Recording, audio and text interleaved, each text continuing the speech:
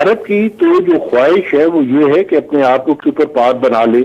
उनकी जो डिजाइन है वो बड़े हैं। हिंदुस्तान का नुक्ता नज़र ये है कि पाकिस्तान कश्मीर को भूल जाए। हमारे फॉरेन मिनिस्टर शाह महमूद कुरैशी भी और प्राइम मिनिस्टर साहब भी कह चुके हैं कि हिंदुस्तान पहले 2 दफ़ा उसने जो सर्जिकल स्ट्राइक की पाकिस्तान के खिलाफ कुछ भी कर सकता है। दूसरा, भारत इस वक्त जो है चीन के सामने खड़ा है। तो आप ये देखें कि दोनों 62 में और था, 2020 में और है। दोनों वक्तों में बहुत फर्क है। दुश्मन आमने सामने वही पुराने हैं। लेकिन मैं आपसे पूछूं कि जिस निचली सतह पे पाकिस्तान के और हिंदुस्तान के ताल्लुकात जा चुके हैं, हर वक्त लगता है कि जी ये कॉन्फ्लिक्ट को जो नाम कॉन्फ्लिक्ट होगा, सर्जिकल स्ट्राइक हिंदुस्तान रोज़ाना धमकी देता है हम करेंगे, ये करेंगे, वो करेंगे। वर्किंग रिलेशनशिप भी ख़त्म हो रहा है। जिस तरीके से आप देख लें डिप्लोमेटिक स्ट्रेंथ कम कर दी गई है दोनों तरफ से। आप किधर ताल्लुकात को जाता हो देखते हैं? आपके ख्याल में कोई नई बिगिनिंग बन सकती है? बाहर से इंटरवेंशन को हो नहीं रही, आपके ख्याल में बायलैटरली कोई चीज़ मसला हल नहीं हो रहा, तो ये आपके ख्याल में किधर जाएगा मामला? हिंदुस्तान पाकिस्तान के ताल्लुकात किस तरफ जाएंगे? एहतशाम साहब, ये जो है ना, ये सिर्फ रीजनल या बायलैटरल मामला नहीं है। इस वक्त भारत के पीछे मगरब मौजूद है, जिसके पीछे अमेरिका मौजूद है, जिसके पीछे यूरोपियन यूनियन मौजूद है, जिसके पीछे ऑस्ट्रेलिया है, जापान है। आप ये देखें कि भारत में यूएसए, ऑस्ट्रेलिया, जापान के साथ मिलकर इंडियन ओशन पे कंट्रोल करने के लिए आज से कुछ बरस पहले जो उन्होंने एक फोर्स बनाई थी, क्वाड्रिलेटरल फोर्स। भारत की तो जो ख्वाहिश है वो ये है कि अपने आप को सुपर पावर बना ले। उनकी जो डिजाइन है वो बड़े हैं। देखिए, मुझे तो जो नजर आता है जी, अगर इस बरस इलेक्शंस अमेरिका में ना हो रहे होते और आज से 2 बरसों के बाद होते या 3 वर्षों के बाद होते, तो इस वक्त ये कॉन्फ्लिक्ट जो है बहुत तेजी के साथ फैलने के अमकानात थे। मैं इस रीजन में खतरे को बढ़ता हुआ नहीं देख रहा, जो कि भारत और चाइना का एरिया है या भारत और मकबूजा कश्मीर का एरिया है। ईरान में मुमकिनात है कि जी ये आइंदा इलेक्शन से मजीद करीब तक जब होंगे तो इसमें हालात खराब हो जाएं। ठीक है, खालिद साहब ने बात की कि इंडिया को सपोर्ट कर रहा है इस वक्त अमेरिका, तो फिर अमेरिका सामने स्क्रीन पर आकर बार बार सालिसी की पेशकश कर रहा है, क्या फायदा हुआ? देखिए, 2-3 चीज़ें बड़ी अहम है इस हवाले से। जिस तरह खालिद साहब ने बताया कि प्रेसिडेंट ट्रम्प जो है ना, उनको नवंबर में जो उनका दूसरी टर्म के लिए इलेक्शन हो रहा है, वो पूरी उनकी कोशिश है कि मैं इलेक्शन जीत जाऊँ। कोविड-19 के कॉन्टेस्ट में उनकी पॉपुलैरिटी का ग्राफ बड़ी ज़बरदस्त तरीके से नीचे गया है। तो अमेरिका पाकिस्तान से भी ताल्लुकात रखना चाहता है। हिंदुस्तान से मामलात उनका कमर्शियल और ट्रेड रिलेशन उनके बहुत ज़्यादा अहमियत वाले हैं। उनको बहुत ज़्यादा उनकी ज़रूरत है। सो कॉल्ड डेमोक्रेसी सबसे बड़ी वो है, जमहूरियत है। लेकिन जिस तरीके से उनके बिजनेस और इकोनॉमिक इंटरेस्ट हैं, उनको मजबूर करते हैं कि उस तरफ जाएँ, हिंदुस्तान से ज़्यादा ताल्लुकात रखें।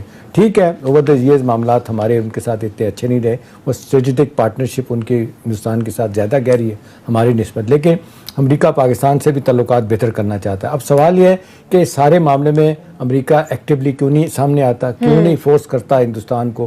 कह तो दिया 2-3 दफ़ा, लेकिन साथ प्रेसिडेंट ट्रम्प ये भी कहते हैं कि जी अगर हिंदुस्तान मानेगा, कहेगा, तो फिर हम सालिसी के लिए तैयार होंगे।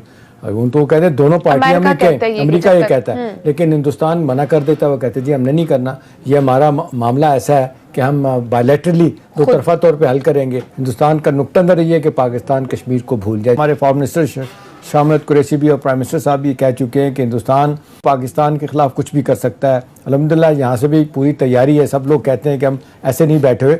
आपका क्या ख्याल है? आपको क्या लगता है गालिब साहब कि ये कितना पोटेंशियल थ्रेट पाकिस्तान के लिए हो सकता है? तो हिंदुस्तान पहले 2 दफ़ा उसने जो सर्जिकल स्ट्राइक की, आपके ख्याल में आपको लगता है कि कुछ करेगा आने वाले दिनों में पाकिस्तान के खिलाफ कुछ? देखिए, एक चीज अगर आप भारतीय जहन से सोचे ना, तो आपको बहुत चीज क्लियरली नजर आनी शुरू हो जाएगी। कहीं ना कहीं वो जरूर इस किस्म के कोई एक्टिविटी करने का सोच रहा होगा इस वक्त, कि वहां से कुछ लेके जब टेबल पे बैठ के गुफ्तगू की जाए तो तब हम एक बेहतर पोजीशन में हो। बहुत क्लोजली मॉनिटर करने की जरूरत है भारतीय एक्टिविटीज को, और बिलखसूस हमें भारत के मिसाइल प्रोग्राम और भारत की एयरफोर्स की जो मूवमेंट्स है एयर बेसिस पे, उसको बहुत क्लोजली मॉनिटर करने की जरूरत है कि वो क्या कर रहे हैं। और इंटेलिजेंस गैदरिंग जितनी भी वहां से हो रही है, और पाकिस्तान में जितना पता चल रहा है, उसके हिसाब से डेफिनेटली कुछ ना कुछ पक रहा है न्यू दिल्ली में कि वो सोच रहे गालिब हैं साहब, कि इंटरनेशनल पाकिस्तान में सतह कुछ पे करें। आप क्या देखते हैं कि America, European union, China, Russia जो भी कहते रहे हैं, हिंदुस्तान को तो लगता है कि बहुत ज़्यादा जिसको कहते हैं शायद मिलती रही है एक ज़माने में। अभी आप क्या देखते हैं कि उनका कंसर्न क्या हो सकता है कि भाई यहाँ पे दोनों न्यूक्लियर पावर्स हैं, खुदा ना खास्ता कुछ होता है तो सारी दुनिया डिस्टेबलाइज होगी। आपके ख्याल में उनका रोल क्या बनता है और वो क्या वाकई चाह रहे हैं कि इनके ताल्लुकात बेहतर करने के हवाले से कुछ मामला ठीक किए जाएँ? नहीं, वो आपको अमेरिका कभी भी ये नहीं करेगा जी। मैंने एक दफा एक पहले प्रोग्राम में, मुझे याद नहीं, शायद आप ही के प्रोग्राम में कहा था कि अमेरिकी सालसी की पेशकश जो है ना, वो बिल्कुल एक होम्योपैथ मेडिसिन की तरह है। अगर वो आपको नुकसान नहीं देती तो फायदा भी नहीं देती। तो अगर just take it like that, उससे ज्यादा कुछ भी उसकी वैल्यू नहीं है।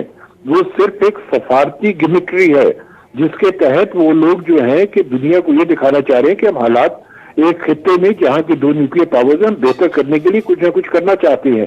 करेंगे कुछ नहीं, ये जो भी करेंगे वो भारत की एमा पे करेंगे और जो कुछ करेंगे भारत की सपोर्ट में करेंगे। वो इसलिए करेंगे कि भारत, एक तो पहली बात जो आपने भी पहले प्रोग्राम के शुरू में कही थी, एक बहुत बड़ी मार्केट है उनके लिए और वेस्ट के लिए। दूसरा, भारत इस वक्त जो है चीन के सामने खड़ा है। तो आप ये देखें कि दोनों 62 में और था, 2020 में और है। दोनों वक्तों में बहुत फर्क है इस वक्त। लेकिन जो हालात थे ना, इंटरनेशनल जो पॉलिटिक्स चल रही थी और जो बिलखसूस रीजनल पॉलिटिक्स चल रही थी, वो इस किस्म की पॉलिटिक्स नहीं थी जो इस वक्त है जी। इस वक्त जो वायलेंस थी वो ऑन अ स्केल 1 to 10 2 थी। इस वक्त violence on a scale 1 to 10 9.5 चल रही है।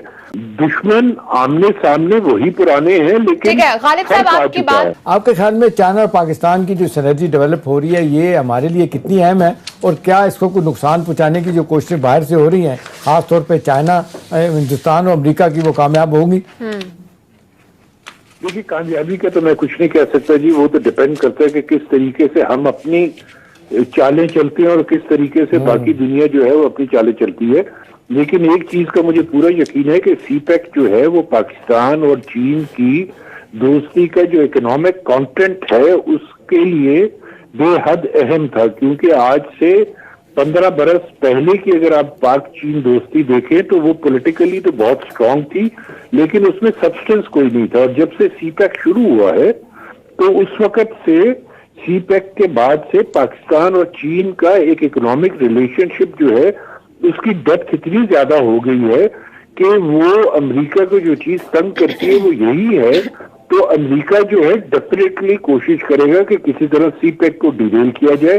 डेफिनेटली वो इस किस्म की हरकत करवाने की कोशिश करेगा जिसके तहत पाकिस्तान जो है कमजोर पोजीशन में आ जाए और सीपैक जो है किसी तरीके से वो थोड़ा पीछे उसको ले जाया जाए और उसकी स्पीड भी स्लो की जाए। और अव्वल तो उनकी यही कोशिश होगी कि मुकम्मल उसका खात्मा कर दिया जाए। लेकिन ये आपके लिए, चीन के लिए, इस रीजन के लिए इतना अहम है सीपैक के हम लोग सोच भी नहीं सकते। ये आज से 25 वर्षों के बाद हमारे इलाके